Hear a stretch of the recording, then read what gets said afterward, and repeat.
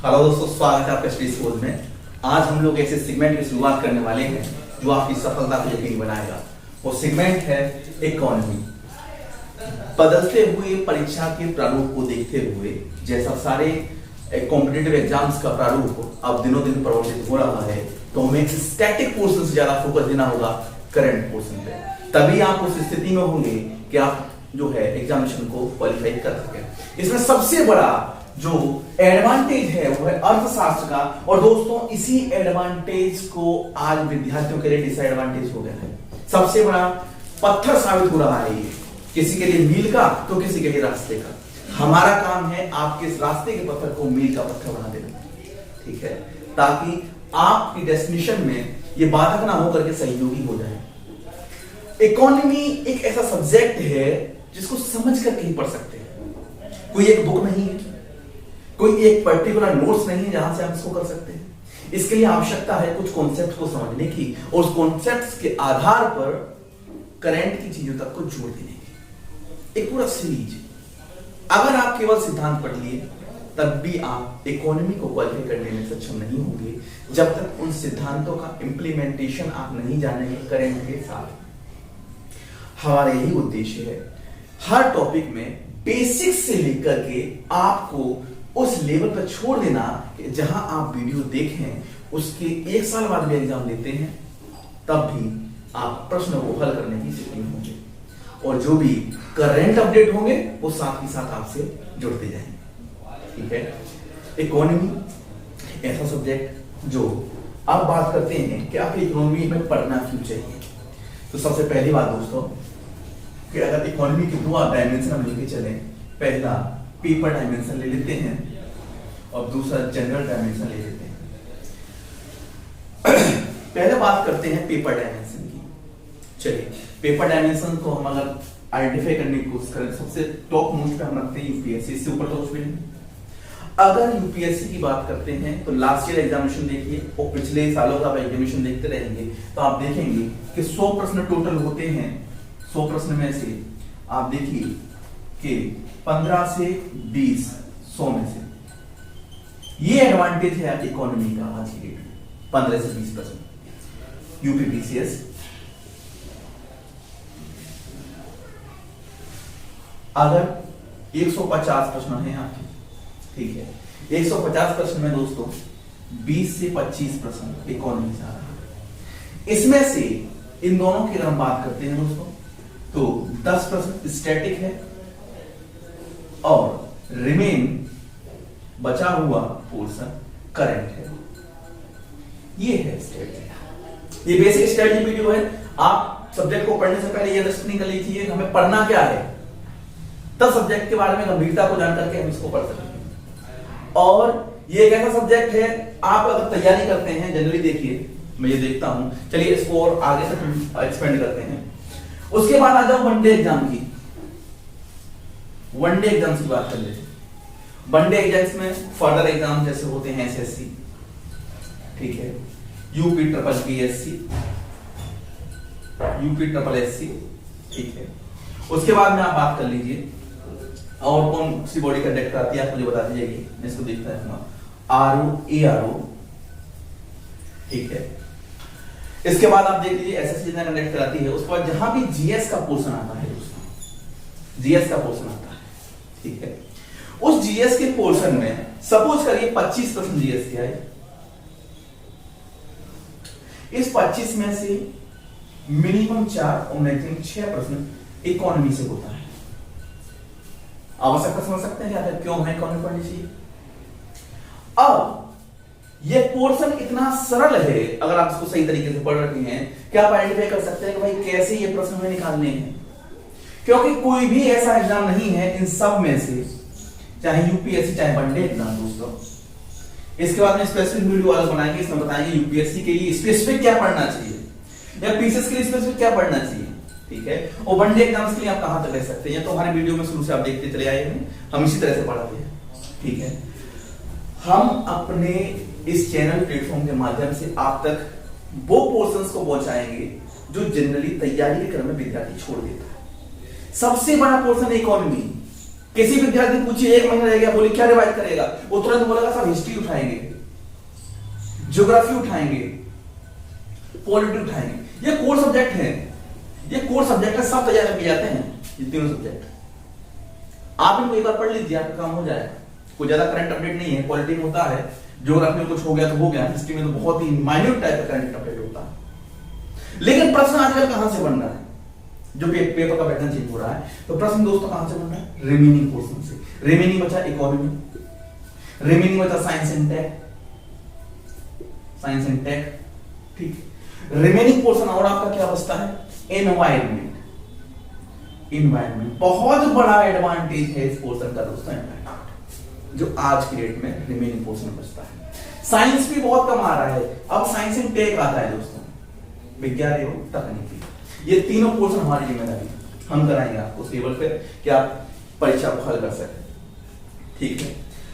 तो सवाल था कि आगे पढ़ना क्यों है, तो क्लियर हो गया होगा कि क्यों पढ़ना है, ठीक है। स्टडी वीडियो है, इस वजह से जल्दी जल्दी इसको खत्म करने की कोशिश करेंगे। अब बात करते हैं कि पढ़ना कैसे है, ठीक है। हमने पहला डायमेंशन लिया था पेपर के एस्पेक्ट से, कैसे पढ़ना, इन जनरल हमें क्यों पढ़ना चाहिए इकोनॉमी। व्यक्ति का मूल आधार होता है अर्थ, इकोनॉमी। एक कहावत होती है, अर्थ बिना सब व्यर्थ। पैसा नहीं है कुछ भी नहीं है, और पैसे के लिए एक सिस्टम है, उस सिस्टम को हम जानेंगे तभी हम समझ पाएंगे इकोनॉमी को। वो सिस्टम क्या है, हम कमाते हैं, हम खर्च करते हैं, और हम जो बचाते हैं उस बचे हुए पैसे का इन्वेस्टमेंट कैसे होना चाहिए ताकि आगे बचत और ज्यादा हो, ये हो क्या, इकोनॉमी, ठीक है। ताकि आप सीख सकें कि पैसा कैसे और ज्यादा कमाया जाए, उस कमाए हुए पैसे को कहां इन्वेस्ट करें, कैसे खर्च करें, और खर्च हुआ पैसा कैसे आप तक इम्पैक्ट में आता है। तो इन जनरल आपको जीवन के लिए बहुत जरूरी है इकोनॉमी, ठीक है। चलिए अब बात करते हैं पढ़ते कैसे हैं, पढ़ते कैसे। पहला बेसिक, ठीक है। दूसरा करेंट, दो पोर्शन इसके। सबसे पहली बात इसको आइडेंटिफाई करना बहुत आसान है। वो कैसे, हमें क्या पढ़ना है, इकोनॉमी, इंडियन इकोनॉमी पढ़ना है दोस्तों।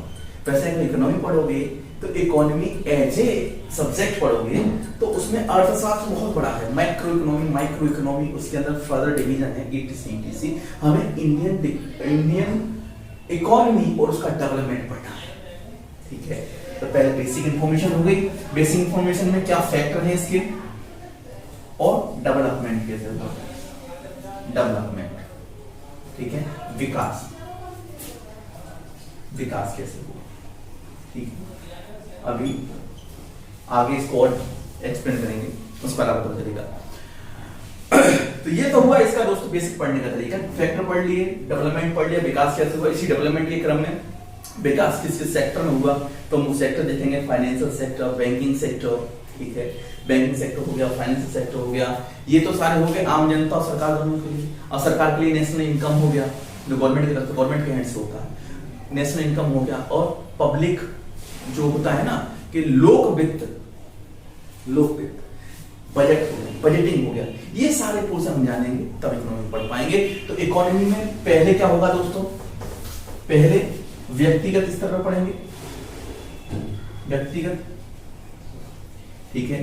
तो व्यक्ति क्या करता है, व्यक्ति कुछ कमाता है, ठीक है, तो उत्पाद होता है, ठीक। नहीं, इसको और सरल कर देते हैं आपके लिए। आप जो कमाते हैं उस पैसे के 3 रूप होते हैं। पहला होता है आय, इनकम, फिर होता है व्यय, एक्सपेंडिचर, एंड रिमेनिंग क्या हो जाता है दोस्तों, बताइए, बचत। ये होता बचत। ये 3 फैक्टर किसी भी व्यक्ति के जीवन में होते हैं। आप चाहे तो इसको कैसे भी जोड़ लीजिए, अगर आपको पॉकेट मनी भी मिलती है उसके भी यही 3 रूप होते हैं। वो पॉकेट मनी को आय मान लीजिए, जो आपने खर्च कर दिया वो व्यय हो गया, और रिमेनिंग जो बचा वो बचत हो गई। अब इस बचत का कोई इस्तेमाल कैसे करता है, वो उसके जीवन को सेट करता है, ठीक है। चलिए आगे करते हैं।